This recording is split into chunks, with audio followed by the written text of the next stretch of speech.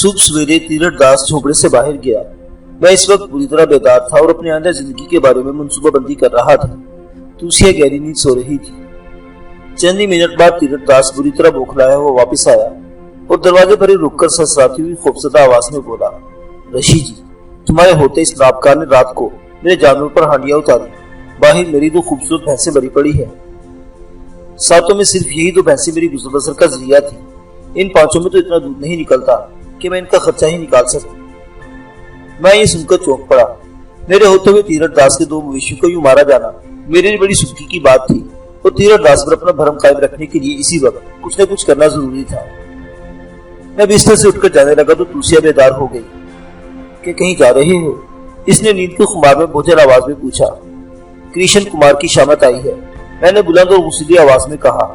وہ صرف سفری اور موٹھی کا عامل ہے، شاید اسے معلوم نہیں کہ اب تیرتھ داس اکیلا نہیں رہا۔ میرے لہجے سے اس کی نیند کافور ہو گئی اور وہ بستر سے اٹھ کھڑی ہوئی۔ کیا ہوا؟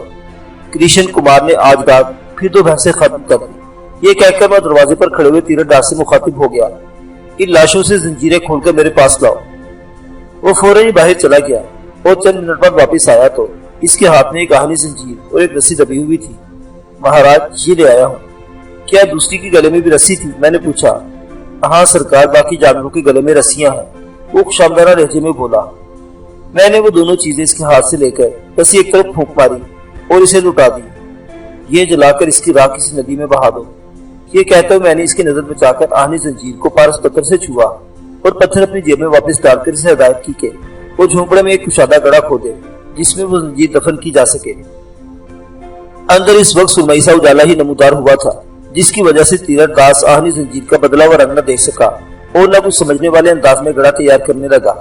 گڑھا کھود کر وہ لگ ہٹا تو میں نے وہ زنجیریں ڈال کر مٹی دبا دی اور آہنی زنجیر کے سننے سے مقبرے پر پیشاب کرنے بیٹھ گیا۔ اس دوران تیرتھ داس ہی نہیں، تو سے بھی حیرت سے میری جانب دیکھتی رہی۔ تیرتھ داس کے لیے تو میری ہر بات ناقابل فہم تھی اور دوسرے غالباً یہ سوچ رہی تھی کہ جب آہنی زنجیریں پارس پتھر کے لمبت سے سونے میں بدل چکی ہیں تو اس پر مزید کیا عمل کرنے کی کوشش کر رہا ہوں۔ جہاں تیری پریشانی دور ہو چکی ہے، اس گڑھے سے زنجیر نکال لے، میں دوسرے کی طرف واپس آتے ہوئے بولا۔ تیرتھ داس وہ قاتلی صحیح، لیکن ابھی تک اس کے مذہبی عقائد اپنی جگہ پر تھے۔ پاک اور ناپاک کا وہم اس کی جھجک سے خاصا نمایاں تھا، لیکن ماحول کے تجسس نے اسے اور اس سے بڑھ کر لالچ نے اسے میری ہدایت پر عمل کرنے پر مجبور کر دیا۔ اس نے اپنے ہاتھوں سے مٹی ہٹائی اور زنجیر نکال کر اسے غور سے دیکھنے لگا۔ کئی سیکنڈ کی الٹ پلٹ کے بعد جب اس پر حقیقت کا انکشاف ہوا تو وہ مہاراج مہاراج کہتا میرے قدموں میں گر گیا۔ دور ہو جا، میں غصیلی آواز میں گھرایا۔ خوشامد سے مجھے نفرت ہے، مگر یہ سن لے کہ پاکی اور ناپاکی کوئی چیز نہیں ہے، یہ وہم کمزوری کی نشانی ہے۔ تیرا وہم اور دھرم مبارک ہو، ہم اس وقت یہاں سے جا رہے ہیں۔ تیرتھ داس کی نگاہوں پر لالچ کا دبیز پردہ پڑ چکا تھا۔ اس کے دل پر دولت کی ہوس غالب آ چکی تھی۔ وہ گڑگڑاتے ہوئے اپنے گندے ہاتھ چاٹنے لگا۔ معاف کر دو مہاراج، مجھ سے تم کو پہچاننے میں غلطی ہوئی۔ بھگوان کے لیے ناراض ہو کر میری چوکھٹ سے قدم نہ نکالو، اب میں آنکھیں بند کر کے تمہاری بات مانوں گا۔ اس کی حسرت بھری نگاہیں میرے چہرے پر جمی ہوئی تھی۔ میں نے حقارت کے ساتھ اس پر نظر ڈالی اور بے نیازی کے ساتھ کہا، جھوٹ کہتا ہے تو، میری بات ماننا اتنا آسان نہیں ہوگا۔ میں ہر امتحان کے لیے تیار ہوں رشی جی۔ وہ اپنا سر میری پنڈلیوں سے رگڑنے لگا۔ جا دفع ہو جائے یہاں سے، تیرا امتحان بھی ہو جائے گا۔ میں نے اپنے آئندہ کے اقدامات کی راہ ہموار کرتے ہوئے دھتکارا اور وہ کسی سہمے ہوئے چوہے کی طرح تلائی زنجیر سمیت وہاں سے رخصت ہو گیا۔ یہ سب کیا کر رہے تھے تم؟ اس کے چلے جانے کے بعد دوسرے نے چڑچڑے پن کے ساتھ پوچھا۔ ابھی تمہاری سمجھ میں نہیں آئے گا، میں شرارت بھرے لہجے میں بولا اور انگلائی لیتا ہوا آگے بڑھ گیا۔ منہ ہاتھ دھو کر میں بے خیالی کے عالم میں آئینے کے سامنے پہنچا تو اس کی دھندلی سطح کے پیچھے نظر آنے والی محیب صورت دیکھ کر کئی قدم پیچھے ہٹ گیا۔ شیطان کا خاص پجاری بننے کے بعد مجھ میں ناقابل بیان تبدیلیاں پیدا ہو چکی تھی۔ میری کھلتی ہوئی گندی رنگت بالکل سیاہ پڑ چکی تھی۔ آنکھوں کی نرماہٹ اور سفیدی وحشتناک سرخی میں بدل چکی تھی۔ یوں معلوم ہو رہا تھا جیسے کوئی خونی غیظ و غضب کے عالم میں گھور رہا ہو۔ حلقوں سے باہر ابلتی ہوئی سرخ آنکھوں نے خودرو جھاڑیوں کی طرح بے ترتیبی سے بڑی ہوئی داڑھی کو بہت ڈراؤنا بنا دیا تھا۔ مجموعی طور پر میرے نقوش کی بنیادی ساخت اس کے تاثر میں ایسی ہولناک تدبیریاں رونما ہو چکی تھی کہ کسی کو یقین دلانا ناممکن تھا کہ جبرین میں پرورش پانے والا خادم حسین اور شیطان کا چیلا جبلی ایک ہی شخصیت کے دو نام ہیں۔ اس تبدیلی سے مجھے خاصا شدید ذہنی جھٹکا لگا۔ لیکن اس تبدیلی کے نتیجے میں مجھے جو قوتیں ملی تھی اس کی کوئی قیمت بھی لگانی ممکن نہیں تھی، لہٰذا تھوڑی دیر کا تعصب کا یہ احساس ختم ہو گیا۔ دوپہر کے قریب تیرتھ داس خوشی سے ہانپتا کانپتا واپس آیا اور بتایا کہ اس نے سونے کی وہ زنجیر کرم پورے کے ساہوکار کو بیچ دی ہے اور اس نے اگلے روز اتنی رقم دینے کا وعدہ کیا ہے کہ تیرتھ داس 100-150 بھینسیں خرید سکتا ہے۔ اس کا ارادہ تھا کہ رقم ملتے ہی وہ اپنی زمین پر چودھری کی حویلی سے بڑا مکان تعمیر کرائے گا اور جب بھی آس پاس کے مویشیوں کی عادت لگے گی بھینسیں خرید لائے گا۔ اس کے ساتھ باتیں کرتا ہوا باہر نکلا تو دل میں ہنسے بغیر نہ رہ سکا۔ کیا ہے تیرتھ داس؟ میں نے اس کی 5 بھینسوں کی طرف اشارہ کرتے ہوئے پوچھا۔ سرکار، جب تک میرے سر پر تمہارا ہاتھ ہے مجھے پنڈت کرشن کمار کی فکر نہیں۔ میں نے رسیاں پھینک کر ان سب کے گلے میں موٹی زنجیریں ڈال دی ہیں۔ اب ایک بھینس مرے گی تو اس کے گلے سے 3-4 زنجیریں اتریں گی۔ میری تو بھگوان سے دعا ہے کہ پنڈت آج پھر ایک آدھ موٹھ ادھر بھیجے۔ میرے تو دن ہی پھر گئے ہیں مہاراج۔ وہ خوشی کے باعث اس کے منہ سے ادھورے الفاظ نکل رہے تھے اور اس کی آنکھیں چمک رہی تھی۔ مری ہوئی بھینسیں کہاں گئی؟ میں نے سرسری لہجے میں پوچھا۔ وہ چمار لے گئے، گلابی دن ہے، ان کا کئی روز کا بندوبست ہو گیا۔ گرمی میں تو مردار دوسرے دن سڑنے لگتا ہے۔ میں انہیں منع کر دوں گا کہ گوشت کھانے کے بعد کھال مجھے نہ لوٹائیں۔ غریب لوگ ہیں سرکار، دونوں کھالوں کے 10-5 روپے مل گئے تو برسوں احسان نہیں بھولیں گے، وہ فیاضانہ لہجے میں بولا۔ پھر وہ مزدوروں کا انتظام کرنے نکل گیا اور میں دوسرے کو سمجھانے لگا کہ آج کی رات ہی تیرتھ داس پر اپنا وار کر گزرنا چاہیے، کیونکہ ابھی اس کا نشہ گہرا ہے اور مجھ سے بہت زیادہ متاثر ہے۔ کئی گھنٹے بعد تیرتھ داس تھکے قدموں سے اندر آیا۔ مہاراج وہ نہیں مانتے، اس نے منہ لٹکا کر کہا۔ جب تم مزدوری پوری دے گا تو کیوں نہ مانیں گے؟ میں نے تیز آواز میں کہا۔ مزدور نہیں سرکار، میں بستی والوں کی بات کر رہا ہوں، جانے وہ کب سے باہر جمع ہے اور ادب کے ساتھ مہاراج کے درشن کا انتظار کر رہے ہیں۔ وہ مایوسانہ لہجے میں بولا۔ وہ کیوں آئے ہیں یہاں؟ ساہوکار پیٹ کا ہلکا ہے مہاراج۔ میں نے بار بار اسے تاکید کی تھی کہ بستی میں کسی کو خبر نہ لگے، مگر اس نے ہر آنے والے کو زنجیر دکھا کر کہا ہے کہ تیرتھ داس کو مہاراج نے سونے کی زنجیر دی ہے۔ اب پوری بستی یہاں امٹ پڑی ہے۔ وہ مجرمانہ احساس کے ساتھ دھیمی آواز میں بولا۔ جا ان سے کہہ دے کہ میں پریشان نہ کریں۔ وہ اب بھی نہ گئے تو ان کے گھروں میں رکھا اور عورتوں کے جسموں پر لگا ہوا سونا لوہا بنا دیں گے۔ میں نے پرزور لہجے میں کھوکھلی دھمکی دی۔ کیا تم واقعی سونے کو لوہا بنا سکتے ہو؟ تیرتھ داس کے چلے جانے کے بعد دوسرے نے مشکوک لہجے میں پوچھا۔ بنا تو نہیں سکتا، مگر ان سے جان چھڑانے کے لیے کوئی نہ کوئی بہانہ تو ضروری تھا۔ میں نے اس کے رخسار پر چٹکی لے کر ہنس پڑا۔ جھوٹی باتیں منہ سے نہ نکالا کرو، اگر وہ اب بھی نہ گئے تو تمہارا سارا بھرم ٹوٹ جائے گا۔ سچ کی ترغیب نہ دو میری بیوی، میں نے اس سے کہا۔ سچ نیکی ہے اور نیکی ہماری ضد۔ مال و دولت کی ہوس بری ہوتی ہے، تم دیکھ لینا ان میں سے کوئی بھی نہ رکے گا۔ اور چند منٹ بعد تیرتھ داس نے آ کر تقریباً یہی خبر دی۔ میری دھمکی کے نتیجے میں ساری بھیڑ چھٹ گئی ہے، بس ایک بیوہ اور 2 ادھر عمر شخص جمع بیٹھے ہیں۔ انہوں نے تیرتھ داس سے صاف کہہ دیا تھا کہ وہ مفلسی کے ہاتھوں موت کے دہانے پر کھڑے ہیں، ان کے گھر میں سونے کی قیمت تک نہیں۔ پھر میں اسے لوہے میں کیسے بدلوں گا؟ میں انہیں جو بھی سزا دوں، لیکن وہ ایک بات دوبدو بات کیے بغیر واپس نہ لوٹیں گے۔ تیرتھ داس کی زبانی مجھے علم ہوا کہ اس بیوہ کی 2 جوان اور قبول صورت لڑکیاں بن بیاہی فاقوں کے دن کاٹ رہی ہیں۔ بوڑھی کو فاقوں سے زیادہ ان کے ہاتھ پیلے کرنے کی فکر تھی، مگر بھری بستی میں کوئی بھی جہیز کے بغیر ان کے ہاتھ تھامنے کو تیار نہیں تھا۔ ایک معذور بوڑھے کو اس کے آوارہ لڑکوں نے بچلنے سے روک ٹوک پر دھکے دے کر گھر سے نکالا ہوا تھا۔ دوسرے شخص کا سارا معلوم تھا، ایک قرضے کی عوض ساہوکار نے قرض لیا تھا اور وہ بچوں سمیت مویشیوں کے بارے میں سر جھکائے پڑا تھا۔ ان تینوں کے مسئلے مختلف تھے لیکن بنیاد ایک ہی تھی، یعنی انہیں پیسے کی ضرورت تھی۔ میں تیرتھ داس کو دوسرے کے پاس چھوڑ کر خود باہر گیا اور اشارے سے ان تینوں کو قریب بلایا۔ وہ روتے اور مجھے پرنام کرتے تیزی سے آگے آئے، جیسے ان کی ذرا سی تاخیر کائنات کا سارا توازن درم برم ہو جائے گا۔ زیادہ بولنے کی ضرورت نہیں، میں نے سختی کے ساتھ کہا۔ جلدی سے لوہے کے کچھ ٹکڑے تلاش کر کے لاؤ، مجھے معلوم ہے کہ تمہیں پیسے کی ضرورت ہے۔ بوڑھی عورت نے فوراً اپنے آہنی کنگن میرے حوالے کر دیے۔ ان دونوں نے بھی 3 زنگ خوردہ آہنی ٹکڑے تلاش کر لیے اور میری طرف بڑھا دیے۔ میں نے ان سب کو پارس پتھر سے مس کیا۔ پھر وہ چیزیں انہیں لوٹانے ہی والا تھا کہ میری نظر تیرتھ داس کے بھینس کے گوبر کے ڈھیر پر پڑی اور میں اپنی شدید خواہش کو نہ دبا سکا کہ ان تینوں کو غلاظت میں بھیج کر اپنے آقا کی ہدایت پر پوری طرح عمل کروں۔ میں نے آگے بڑھ کر وہ تلائی چیزیں پھرتی کے ساتھ گوبر کے ڈھیر میں پھینک دی اور ان حیران و پریشان سواریوں سے کہا، تم تینوں اپنے ہاتھ کمر سے باندھ کر اس ڈھیر سے اپنے دانتوں سے وہ ٹکڑے نکالو۔ तुम्हारे दांत लगते ही वो लोहा सोना बन जाएगा और हाथ लगाया तो वो लोहा आग बनकर तुम्हें झुलसा देगा। जो चीज जिसे मिले वही उसकी होगी। मेरी बात पूरी होने से पहले ही वो तीनों मेरी हदायत पर पूरी तरह अमल करते हुए गोबर के ढेर पर टूट पड़े जिसमें वो तराई टुकड़े पड़े हुए थे। मैं शाहाना अंदाज में झोपड़ी की तरफ वापस चल दिया। करमपुरे की इस बस्ती में तीरथ दास के बयान के मुताबिक साहूकार के अलावा कोई ऐसा शख्स न था जिसके पास कीमती अशिया फरोख्त या रहन की जा सके। 3 नए हाजिर बनों के पेश नजर ये बात यकीनी थी कि अगले रोज बस्ती में ये खबर फैल जाएगी कि मैंने कुछ लोगों को भी सोना दिया है। इसके बाद तो ये लोग इस झोपड़े पर धरना देकर बैठ जाते, जबकि मैं भीड़ भाड़ से बचकर अपना काम करना चाहता था। इसका एक खास सबब ये भी था कि मुझे शैतान के हल्का अदालत में शामिल हुए थोड़ा ही अरसा हुआ था और मुझे अपनी नौआमूजी का पूरा एहसास था। सही मायनों में भी मुझे इल्म नहीं था कि कौन सी शैतानी कुव्वतें मेरे कब्जे में है और इनसे किस नौयत का काम ले सकता हूँ। मेरा फैसला यही था कि सबसे पहले और जल्द अज जल्द तीरथ दास को शैतान का पुजारी बनाऊं और फिर फौरी तौर पर सीतापुर रवाना हो जाऊं ताकि तीरथ दास के दुश्मन कृष्ण कुमार से इंतकाम ले सकूं, क्योंकि तीरथ दास के शैतानी हल्के में दाखिल होने के बाद इसकी मदद करना मेरे लिए लाजिम हो जाना था। झोंपड़े में पहुंचकर मैंने तीरथ दास को हुक्म दिया कि वो फौरी तौर पर करमपुरे के निवाह में चमारों की बस्ती में जाए और अपनी मुर्दा भैंसों के गोश्त और खालों की इवज इनकी किसी औरत तक रसाई हासिल करके इसके हमरा गुनाह का वो मरहला तय कर ले जो सबसे घिनौना मगर इस कदर लज्जत अंगेज है, और फिर नापाकी की इसी आलम में सूरज गुरूब होने तक खुफिया तौर पर शमशान भूमि में पहुंच जाए।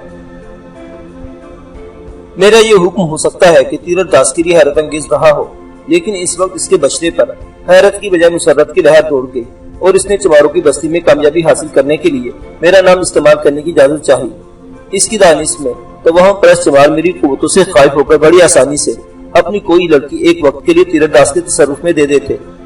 मुझे महसूस हुआ कि तीरथ दास किसी खास मकसद के तहत इजाजत तलब कर रहा है। जब मैंने इसे फटकारा तो इसने बोल दिया कि वो नाजी नाम की एक मुजोर चमारन का गुरूर तोड़ना चाहता है जो बस्ती के शुरफा के इंतफातात की जरा भी परवाह नहीं करती। तीरथ दास ने नाजी का जो रंगो रूप और अंदाज बताया इसने मेरे दिल में भी गुदगुदी पैदा कर दी और मैंने बज़ाहिर रूखे लहजे में इससे कहा, तूने अच्छा किया कि इसका ख्याल दिला दिया। मुझे नजर आ रहा है कि वो मगरूर लड़की तुझे जलील करेगी। मैं खुद इसकी खबर लूंगा तो अपने लिए किसी और का इंतजाम कर ले। वो फौरन इस बात पर राजी हो गया और बज़ाहिर दूसरे ने भी इस तजवीज पर कोई तारुज न किया।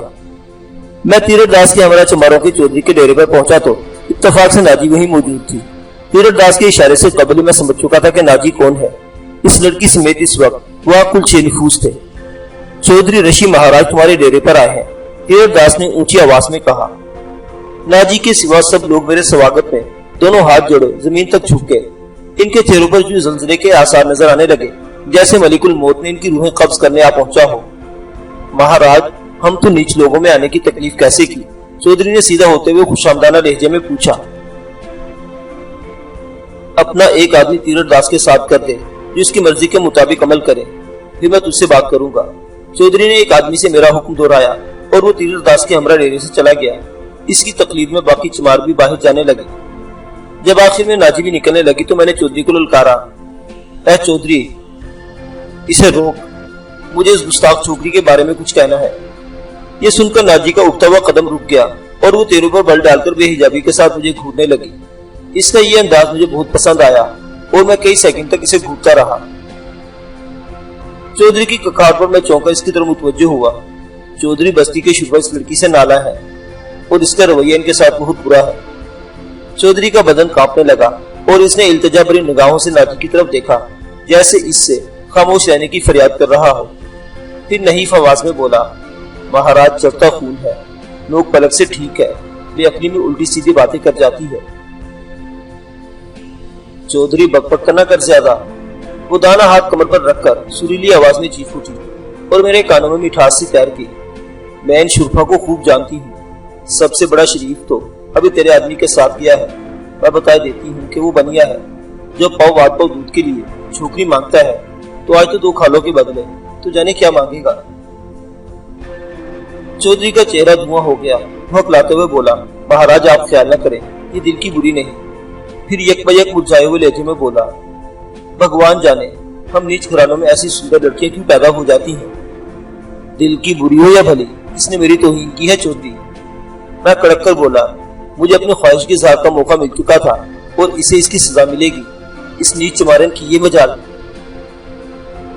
ہماری ذات چھوٹی ضرور ہے سرکار، پر اسے دوش نہ دو۔ چودھری کی آواز کانپ رہی تھی، اس کے لہجے سے خوف کے ساتھ ہی دبا دبا سا جوش بھی نمایاں تھا۔ ہم چمار تو صدیوں سے بڑی ذات پالوں کی خدمت کرتے آئے ہیں، اور جو ہمارا اصلی خون ہوتا ہے وہ سر جھکا کر بڑی بھلی سن لیتا ہے، پر یہ شریف لوگ ہمارے خون کو بھی گندا کرتے ہیں۔ مہاراج، ناجی کسی چمار کا خون ہوتی تو تم یہ کہتے تو سر جھکا کر سن لیتی اور اپنی آبرو تک تمہارے قدموں میں ڈال دیتی، مگر یہ بڑے لوگوں کا خون ہے مہاراج۔ یہ کرم پورے کے اسی چودھری کا خون ہے جو تمہارے ہاتھوں مارا گیا۔ یہ گندا خون تو سر چڑھ کر بولے گا، قصور اس کا نہیں، اس چمارن کا نہیں جو اسے جنم دیتے ہوئے مر گئی تھی۔ بکواس بند کر بڈھے، میں واقعی غصے میں آ گیا۔ میں اس سرکش لڑکی کی نتھ اتاروں گا ورنہ تیری بستی خاک کر دوں گا۔ میری نتھ وہ اتارے گا جو میرا پتی بنے گا۔ وہ پیر پٹک کر چیخی، چلا جا یہاں سے ورنہ میں تیرا منہ نوچ دوں گی۔ یہ کہتے ہوئے ناجی میری طرف لپکی اور میں نے سختی کے ساتھ اس کے بازو جکڑ لیے۔ چمارن ہوتی تو نظریں نیچی کر کے تمہارے ساتھ ہو لیتی مہاراج۔ چودھری دردمندانہ اور بھرائی ہوئی آواز میں وہ بولا، یہ اونچی ذات کا خون ہے جو تمہارے منہ آ رہا ہے، چھوڑ دو اسے اس کے حال پر۔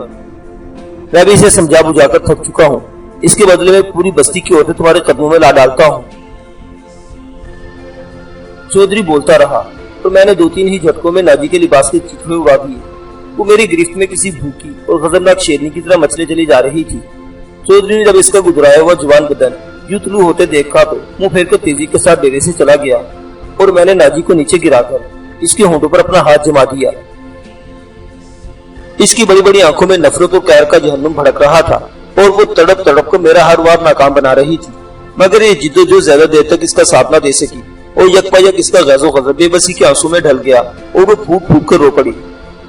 میں اسے روتا چھوڑ کر باہر آیا تو چودھری درخت کے تنے سے پشت لگائے گھٹنوں میں سردی بری طرح کانپ رہا تھا۔ میں نے اس پر کوئی توجہ نہیں دی اور اپنی راہ ہو لیا۔ جھوپڑے پر پہنچا تو توسے نے کوئی بات پرس نہ کی۔ سورج غروب ہونے میں بھی تھوڑی ہی دیر باقی تھی، اس لیے میں نے مناسب سمجھا کہ اپنے پہلے اہم کام کے بارے میں شیطان سے براہ راست ہدایات لے لوں۔ شیطان معظم، تیرا غلام تیرے حضور بایابی چاہتا ہے۔ میں نے زیر لب یہ کلمات دہرائی تھی کہ قزابوش شیطان اچھلتا ہوا جھونپڑی میں داخل ہوا اور اپنے سوکھے ہوئے دانے استخوانی ہاتھ کی مٹھی میرے سامنے کھول دی۔ میں نے ادب و احترام کے ساتھ سوکھا ہوا اور سحر زدہ انسانی دل اس کی ہتھیلی سے اٹھا لیا۔ یہ دل یہیں چھوڑ دے تو بہتر ہے، تیرے ذرا سے اشارے پر مانینی یہ دل تجھ تک پہنچا دے گا، اور سن کے تیرتھ داس میرا پجاری تو بن جائے گا، لیکن اس کی سب سے بڑی خواہش میں پوری نہ کر سکوں گا، اور نہ ہی اسے غیر معمولی قوتیں حاصل ہوں گی۔ وہ لوہے کو سونا بنانے کی قوت حاصل کرنا چاہتا ہے جو میں نے صرف تیرے لیے مخصوص کی ہے۔ شیطان اپنی سرد و کھدری آواز میں کہہ رہا تھا، تو اب تک جو کچھ کرتا رہا بالکل ٹھیک ہے، لیکن ناجی کے معاملہ میں زبردستی کی ضرورت نہیں تھی، تو کسی بھی سروالی کو اس میں مسلط کر کے اپنی منمانی پر مجبور کر سکتا تھا۔ غلطی ہو گئی میرے آقا، میں نے ندامت آمیز لہجے میں کہا۔ میں ایک بات جاننا چاہتا ہوں کہ کیا میرے ممکن ہے کہ میں طویل فاصلے مختصر مدت میں طے کر سکوں؟ اگر یہ ممکن ہوتا تو جزائر الشیاطین سے یہاں تک تجھے طویل سفر نہ طے کرنا پڑتا۔ جبلی، شیطان نرم آواز میں بولا، تجھے ضرورت پڑنے پر آہستہ آہستہ اپنی قوتوں کا علم ہوتا رہے گا۔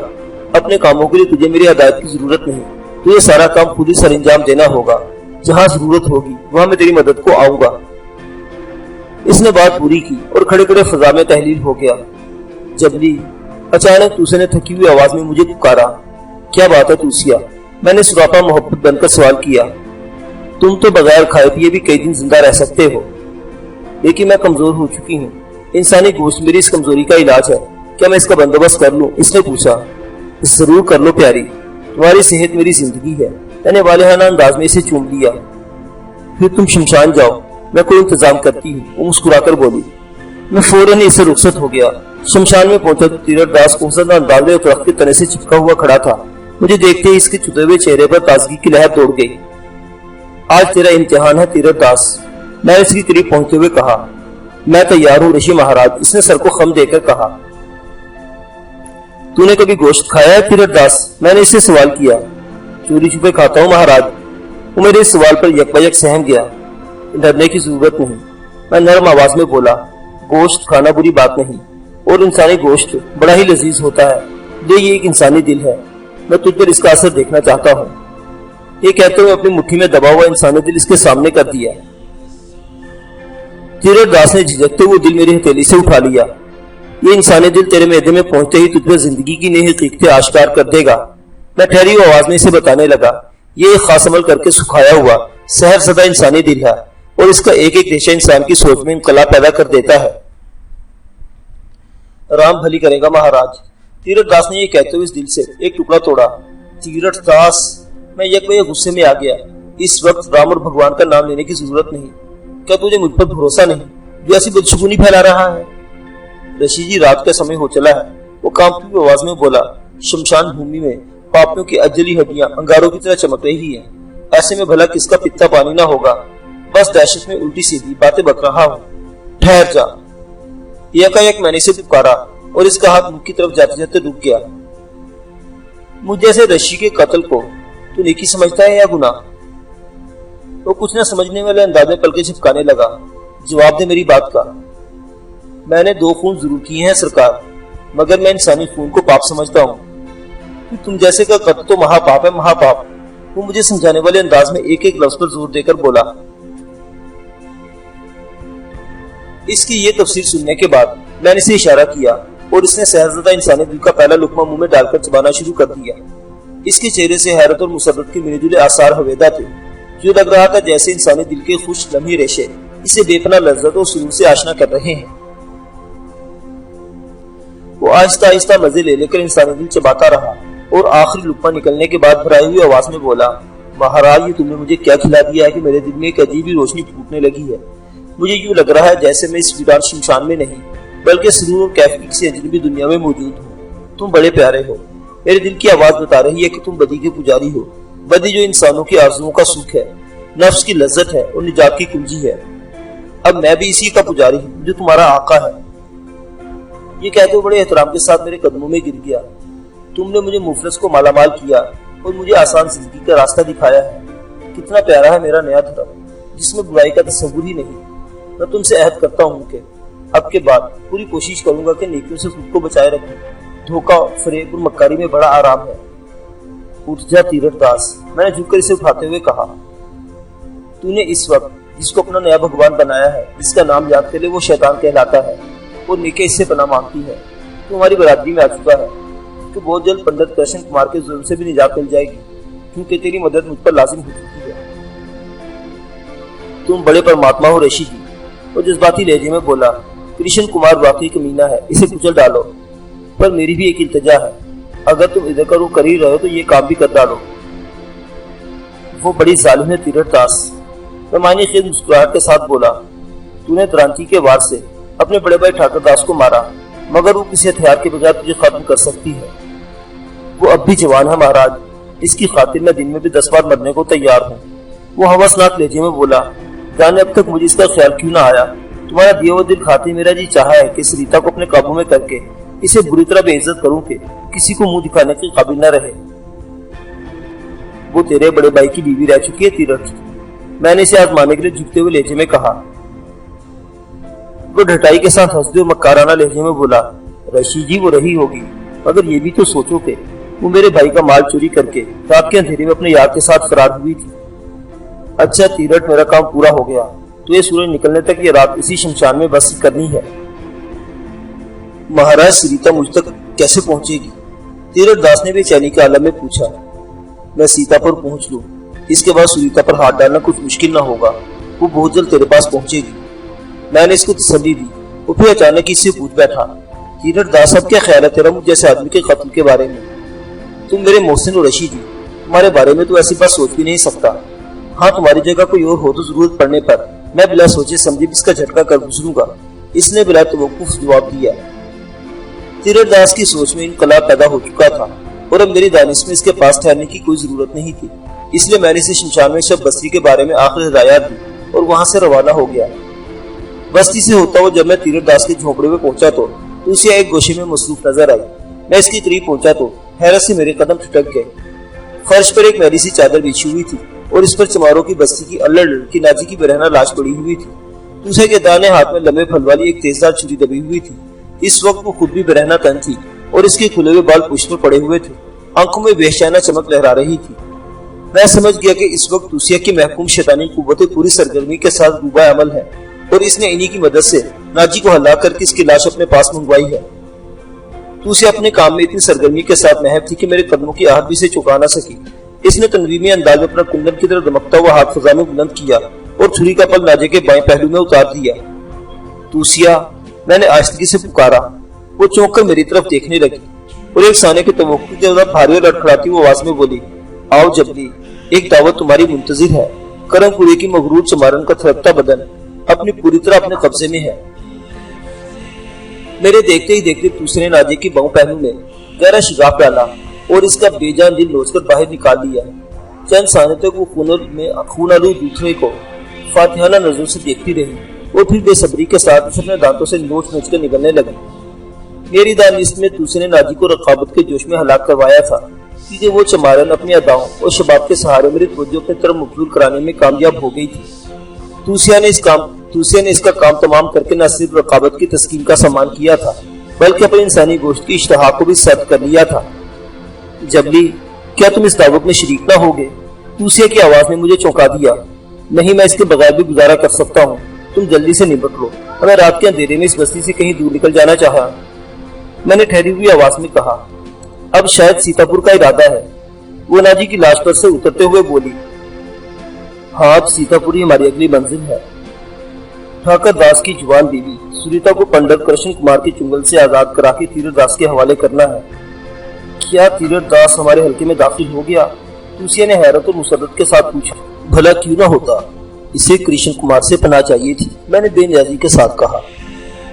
फिर थोड़ी देर में तुसिया ने नाजी का पूरा दिन निगल लिया और लिबास पहनकर मेरे हमरा चलने के लिए तैयार हो गई। हमने नाजी की लाश इसी झोंपड़ी में छोड़कर बाहर निकल आए। अभी तक सिर्फ 2 ही बार मुझे अपनी शैतानी कुव्वतों को आजमाने का मौका मुयस्सर आया था, जब पूरे समंदर में बहरी कस्टम वालों ने सफीना जुल्मात पर मुझे ललकारा था। लेकिन सफीना जुल्मात ने खुद ब खुद रुख बदल कर इन्हें तहस नहस कर दिया था और मेरी हसरत दिल ही दिल में रह गई थी। हाँ, दूसरी बार करमपुरे के चौधरी से मार्के में मेरी अनाको कदर तस्कीन हुई थी और अब सीतापुर की जानिब जाते हुए मेरी छठी हिस्स बार बार मुझे किसी बड़े और होलनाक मार्ग की खबर दे रही थी। हम दोनों किसी नदीदा हस्ती की रहनुमाई के सहारे बड़े स्कूल के साथ एक तयशुदा रास्ते पर बड़े चले जा रहे थे कि रात के आखिरी पहर में तारों भरे आसमान से काफी नीचे 2 रोशन नुक्ते तैरते नजर आए। तुसिया ने इनकी बार बार भड़कती और मांद पड़ती रोशनी पर हैरत जाहिर की, तो मुझे भी इस बारे में कुछ सोचना पड़ा और हम दोनों एक जगह रुककर इन मुताबिक नुक्तों को आगे बढ़ जाने का इंतजार करने लगे। कुछ ही देर में नुक्तों ने वाज़ेह शक्ल इख्तियार कर ली तो बुलंदी से उतरते हुए तेजी से हमारी जानिब आने लगे। जबली, ये तो मिट्टी की रोशन हांडियां हैं और हमारी जानिब आ रही है। तुसे ने कदरे फिक्रमंदाना लहजे में कहा। आने दो इन्हें भी। मैंने फैसलाकुन लहजे में कहा। शायद कृष्ण कुमार को मालूम हो गया है कि कोई तीरथ दास की मदद कर रहा है, लेकिन इसे ये नहीं कि मदद करने वाला कौन है। अब हांडियां बहुत करीब आ चुकी थी और इनके दहानों से शुभ शोले लपक रहे थे और हिद्दत के बायस हांडियों की मिट्टी भी सुर्ख होकर चमक रही थी। मैं इनके करीब आने का मुंतजिर ही था कि बेयक वक्त हांडियों की रफ्तार तेज हो गई और इनमें से एक मेरी तरफ तीर की तरह आई और मैं गैर इरादी तौर पर नीचे बैठता चला गया। और ऐन इसी वक्त तुसे की खूबसूरत चीख उठू। पल भर के लिए मेरी परेशानी भूलकर इसकी तरफ मुतवज्जो हुआ तो मेरे कदमों के नीचे से जमीन निकल गई और मेरी समझ में कुछ ना आ सका कि मुझे क्या करना चाहिए। फिरौनों के देश की नर्मो नाजुक शहजादी तुसिया इस वक्त बहुत हैबतनाक लग रही थी। सरसराती हवा में इसके सर के बाल खुले हुए बेचैन नागों की तरह फजा में लहरा रहे थे। इसकी आंखें अपने हल्कों से बाहर उबलाई थी और वो पूरी कुव्वत के साथ चंद अल्फाज दोहरा कर अपने सर पर नाचने वाली रोशन हांडी की तरफ मुक्का लहरा रही थी। मैंने बस एक नजर इसकी जानिब देखा और फिर अपनी मुश्किल की तरफ मुतवज्जो हो गया। मिट्टी की दूसरी रोशन हांडी एक मुख्तसर से दायरे में तेजी के साथ घूं की आवाज पैदा करते मेरे सर पर नाच रही थी। आग! मैंने नीचे झुकते हुए पूरी कुव्वत से चीखा। तुझे कसम है शैतान की जो तेरे खमीर से पैदा हुआ, लौट जा इसी तरफ जिधर से तू यहाँ भेजी गई है। इसे खाक कर दे जिसने तुझे रोशन किया है। मेरे मुंह से अल्फाज अदा होते ही वो हांडी तेजी के साथ आसमान की जानिब उठती चली गई। मैंने इत्मीनान का सांस लिया। सीधा वो तो तुसे पर हमलावर होने वाली हांडी भी फिजा में बुलंद होकर नन्हे से रोशक नुक्ते में तब्दील हो चुकी थी। अभी मैं पूरी तरह अपने हवास यकजा भी न कर पाया था कि अपने अक्ल में शैतान की मानूस और खुदरी आवाज सुनाई दी। जबरी इन हांडियों को फौरन तबाह कर दे, कृष्ण कुमार की मौत से मुझे अफसोस होगा। मैंने दिल में हांडियों को तबाह करने का कष्ट करते हुए दूर होते हुए इन रोशन नुक्तों की तरफ इशारा करके اپنی بائیں چٹکی مسلی اور دونوں نقطے یک بیک تاریک ہو کر رات کی سیاہ چادر میں فنا ہو گئے۔ اے آقا، تو فرشتوں کا استاد رہا ہے اور اب میں تیری بصیرت کے سامنے ایک حقیر اور بے فہم لوتھڑا ہوں، مگر تو نے میری اور تیرت داس کی جانی دشمنی میں آخر کیا خوبی تلاش کی ہے کہ اس خوش نصیب کو چند سالوں کی مہلت مل گئی ہے۔ تیرا حکم ہر دلیل اور ہر خواہش پر حاوی ہے، مگر میں تیری عنایت چاہتا ہوں کہ مجھے اس فیصلے کے سبب سے ضرور آگاہ کر دے۔ میں نے سینے پر دونوں ہاتھ باندھ کر پوزا پوچھتے اور قریب خلق شیطان کے سامنے خم ہوتے ہوئے کہا۔ وہ سخت اور بے رحم آواز میں ہنسا۔ کرشن کمار کا دھرم پتھروں کی پوجا ہے جبلی۔ وہ ان پتھروں کو رام اور بھگوان کہتا ہے، جو اپنی جگہ سے ہلنے کی سکت نہیں رکھتے، جنہیں ندی نالوں کا تند پانی گھس گھس کر نیست و نابود کر دیتا ہے۔ وہ ان سرکش نالوں کو نہیں پوچھتا، مگر کالی کے مجسمے کو انسانی لہو کا غسل دیتا ہے۔ وہ نیک نہیں ہے اور مجھے اس کی یہی ادا پسند ہے۔ وہ غلیظ ہے اور گندی کوتوں کا بھوکا ہے۔ مجھے اس کے ہلاکت میں ڈالے بغیر اپنا پجاری بنانا ہے۔ اس کے وجود میں، اس کی روح کی گہرائیوں میں ایک ننھا سا شیطان پوشیدہ ہے۔ میری خواہش ہے کہ وہ شیطان ابھر کر اس کی کردار پر یوں حاوی ہو جائے کہ وہ میرے مسلک کا مبلغ بن جائے۔ میں سمجھ گیا میرے آقا، میں بدستور احترام آمیز لہجے میں بولا۔ وہ میرے ہاتھوں ہرگز نہ مرے گا۔ میں پوری کوشش کروں گا کہ اسے تیرا پجاری بنا لوں۔ میری نظر میں تیرا رتبہ بہت بلند ہے جبلی۔ جا سیتا پور کی فضائیں تیری منتظر ہیں۔ شیطان نے اپنے سخت اور استفانی ہاتھ سے میری کچھ تھپکی اور معدوم ہو گیا۔ شیطان کے چلے جانے کے بعد توسیہ یک بیک زور سے ہنس پڑی۔ میں چونک کر اس کی طرف دیکھا۔ کیا ہوا توسیہ؟ تمہاری بدحواسی یاد آ گئی تھی۔ اپنے سر پر روشن ہانڈی منڈلاتی دیکھ کر تمہاری حالت قابل رحم ہو گئی تھی۔ وہ بدستور ہنستے ہوئے میرے سینے سے آ لگی۔ رات کے اندھیرے میں ہمارا سفر جاری رہا۔ میرے ذہن میں رہ کر سیتا پور کی اجنبی بستی سر اٹھا رہی تھی۔ ٹھاکر داس کی بیوی سمیت کرشن کمار اسی شہر کے ایک نواب کے زیر سایہ زندگی بسر کر رہا تھا۔ اسے میرے مقابلے میں زیادہ آزادی تھی، جبکہ شیطان نے میرے لیے کچھ حد مقرر کر دی تھی۔ شیطان کی ہدایت سے پہلے تو میں نے یہ فیصلہ کیا تھا کہ نابکار کرشن کمار کو پہلے ہی بار میں موت کے گھاٹ اتار دوں گا، تاکہ اس کو ہوشیار کر کے بلا وجہ پریشانی سے دوچار نہ ہونا پڑے۔ تھوڑے سے پیدل سفر کے بعد ہم دونوں ناسک کے ریلوے اسٹیشن جا پہنچے، جہاں توسیہ نے میرے لیے مقامی پنڈتوں جیسا لباس فراہم کیا اور کہیں سے ایک استرا بھی لے آئی۔ میں یہ سامان لے کر بلا تکلف پہلے درجے کی انتظارگاہ میں جا گھسا۔ وہاں موجود انگریزی تراشکی کپڑوں میں ملبوس مرد اور عورتوں نے بڑی حقارت بھری نگاہوں سے میرا استقبال کیا۔ ظاہر تھا کہ ایک خستہ حال اور بھیانک صورت شخص کا یوں وارد ہونا، وہاں گھسانا سب کو ناگوار گزرا تھا۔ میں نے اپنی فطری بدمعاشی سے مجبور ہو کر غسل خانے کی طرف جاتے جاتے ایک گورے کی ہمراہ بیٹھی نوجوان لڑکی کی پشت پر ٹھوکا دیا اور وہ دبی دبی خوفزدہ آواز میں چیختی اچھل کے کھڑی ہو گئی۔ یہ آواز وہاں موجود گویا لوگوں کے لیے بہانہ بن گئی اور سب تیش کے عالم میں میرے گرد سمٹ آیا۔ میں اپنے ہونٹوں پر طنز بھری مسکراہٹ لیے ان سے بے نیاز آگے بڑھتا رہا اور غسل خانے کا دروازہ کھول کر اندر جا گھسا۔ دروازہ بند کرنے تک پورے مسافر خانے میں وہی پلیٹ فارم لڑکی بول رہی تھی۔ باقی مسافروں کی سمجھ میں نہ آ سکا کہ میری بدتمیزی پر میرے ساتھ کس طرح پیش آئے۔ میں نے دروازہ بند کیا تو باہر سے بھی کنڈی لگنے کی آواز آئی۔ مسافروں نے اپنی دانش میں مجھے اندر مقید کر دیا تھا اور پورے جوش و خروش کے ساتھ میرے بارے میں اپنے گندے خیالات کا اظہار کر رہے تھے۔ میں نے دل کھول کر گرم پانی کے فوارے کے نیچے نہایا، پھر آئینے کے سامنے جا کر اپنے سر اور چہرے کے سارے بال مونڈ دیے۔ جب تک اس طرح میری بھوموں سے دور رہا میری صورت قدرے بہتر نظر آئی، لیکن جب میں نے گھنی بھومیں صاف کی تو میرے چہرے پر بلا کی مکاری اور خباثت ٹپکنے لگی۔ اس دوران باہر شاید پولیس طلب کی جا چکی تھی اور آنے والے بری طرح دروازہ پیٹ رہے تھے، لیکن میں نے لباس وغیرہ بدلنے تک ان دستکوں پر توجہ نہ دی۔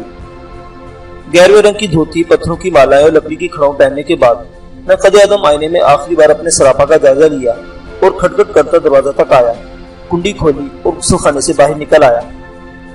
میری باہر آتے ہی کئی تحیر خیز آوازیں اٹھی، پھر ان سب کو سانپ سوکھ گیا۔ یہی ہے وہ بدماش جس نے اتنے معزز مضافوں کے سامنے میری عزت کا ہاتھ ڈالنے کی کوشش کی تھی۔ سفید فام لڑکی نے مجھے دیکھتے ہی چیخ کر انگریزی زبان میں نیلی وردی والے ایک 1.5 نمبر گورے سے کہا، جس کی ہمراہ ریلوے پولیس کا عملہ بھی موجود تھا۔ مجھے یہ قیاس کرنے میں کوئی دشواری نہیں ہوئی کہ نیلی وردی والا اسٹیشن ماسٹر ہے اور شاید لڑکی کی شکایت پر مسلح پولیس کے ہمراہ میری گرفتاری کی نیت سے آیا ہے۔ 1.5 نمبر اسٹیشن ماسٹر کڑے تیوروں کے ساتھ میری جانب آیا تو بے اختیار مجھے ایک شرارت سوچی اور میں خود بڑے تپاک سے اس کی طرف بڑھ گیا۔ ہیلو مسٹر آرتھر، کیا حال ہے؟ میں نے شستہ انگریزی میں یہ رسمی فکرے ادا کرتے ہوئے اس کی جانب ہاتھ بڑھایا تو اس کا منہ حیرت سے کھلا کا کھلا رہ گیا۔ اور اس نے کسی سحرزدہ معمول کی طرح اپنا دانا ہاتھ میرے ہاتھ میں دے دیا۔ میں اسی طرح اس کا ہاتھ تھامے سے بھیڑ سے نکال کر ایک طرف لے گیا اور نیچی آواز میں بولا، تمہیں معلوم ہے کہ اس پلیٹ فارم لڑکی کون ہے؟ یہ کہتے ہوئے میرا لہجہ رازدارانہ تھا۔ اس نے اپنے سر کو نفی میں جنبش دیتے ہوئے حیرت زدہ لہجے میں پوچھا، تم کون ہو مسٹر، اور میرے نام سے کس طرح واقف ہو؟ میں رائل سیکرٹ سروس کا ایک ذمہ دار رکن ہوں اور ایک اہم کیس کے سلسلے میں فیس بدلے یہاں ناسک میں بھٹک رہا تھا۔ آخر کار آج یہ لڑکی یہاں سے فرار ہوتی ہوئی نظر آئی، مگر اس سے پہلے کہ میں کوئی کارروائی کرتے سے مجھے پہچان کر ہنگامہ کھڑا کر دیا۔ یہ ایک باعزت گھرانے کی لڑکی ہے جو غلط ہاتھوں میں کھیل رہی ہے اور کئی ماہ سے رائل سیکرٹ سروس کو مطلوب ہے۔ مجھے یقین ہے کہ اب تم سارے ہنگامے کا پس منظر سمجھ گئے ہوگے تو میرے ساتھ تعاون کرو گے۔